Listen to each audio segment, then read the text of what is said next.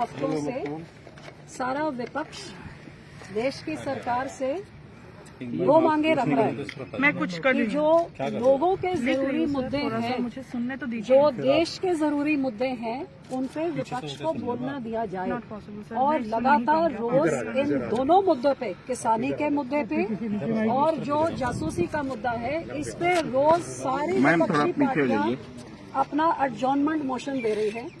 लेकिन जिस सरकार का दायित्व होता है कि वो पार्लियामेंट को चलाए, वो लगातार ये दोनों मुद्दों को स्टोन वॉल करके चर्चा का समय ही नहीं नियुक्त कर रही है। आज हमने राष्ट्रपति जी को ये बताने के लिए इधर पहुंचे हैं कि जितनी डेमोक्रेसी और की संसद के बाहर लोगों की आवाज कुचली जा रही है, जैसे आप देख रहे हो किसानों के साथ पिछले साल भर से क्या हो रहा है, और अब संसद के अंदर लोगों के चुने हुए नुमाइंदों की आवाज भी कुचली जा रही है।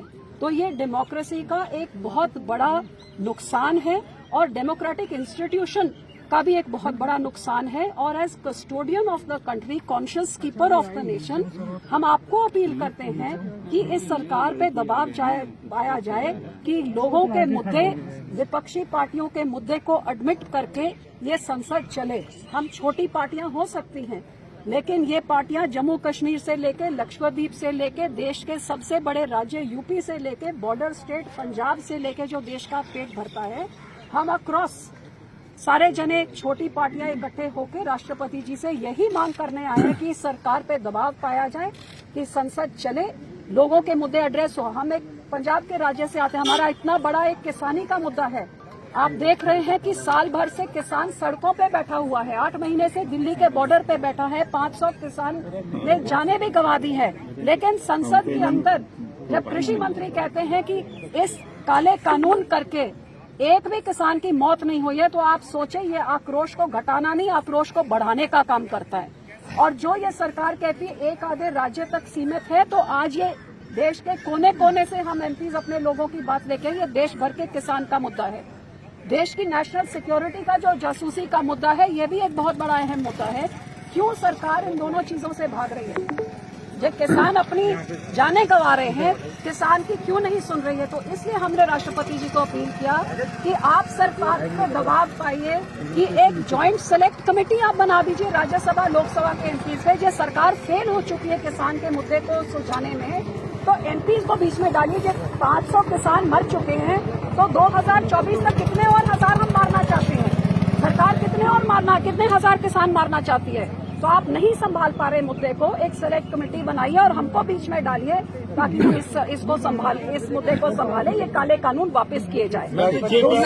दूसरी बात हमने ये मांग करी है कि कम से कम जो किसान जिनके परिवार मर गए हैं, वो आपको मिलकर अपना दुखड़ा सुनाना चाहते हैं, क्योंकि सरकार कहती कोई मरा ही नहीं है इस आंदोलन करके। आप जरा उनसे मिलिए। हमने यहाँ तक, मैंने एक चिट्ठी स्पीकर साहब को ये भी लिखी है कि जब आपने सत्र शुरू होता है, आप श्रद्धांजलि सबको देते हैं, जो अभिनेता हैं, जो स्पोर्ट्स पर्सन है, इस पार्लियामेंट का हिस्सा नहीं है, आपने 50 लोगों को श्रद्धांजलि दी। तो जो 500 किसान शहीद हो गए हमारे अन्नदाता, पूरी करें।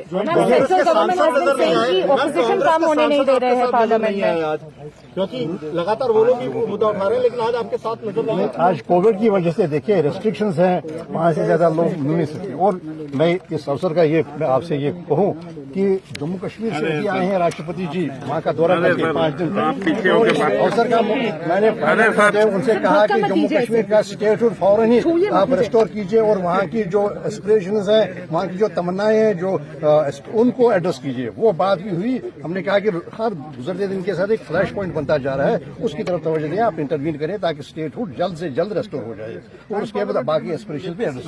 जेपीसी डिमांड की थी, उसको लेकर कोई उंगारा देता क्या?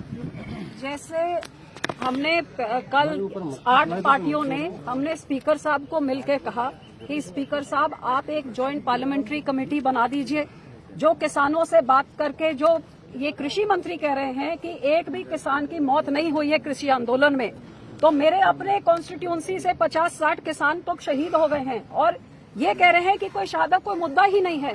तो आप जेपीसी बनाइए, इस सरकार की आंखें हम लोग खोले। इसी तरह हमने राष्ट्रपति जी को कहा कि आप एक ज्वाइंट सेलेक्ट कमेटी दोनों राज्यसभा लोकसभा के बना दिए, इस मुद्दे को सुलझाया जाए। कितने फ्लैश पॉइंट्स? पंजाब में किसानों का फ्लैश पॉइंट, जम्मू कश्मीर में दूसरा, नॉर्थ ईस्ट में दूसरा। हम कितने फ्लैश पॉइंट्स करेंगे? ये फ्लैश पॉइंट्स को खत्म किया जाए और इसकी शुरुआत होती है कि चर्चा के से आप ना भागिए।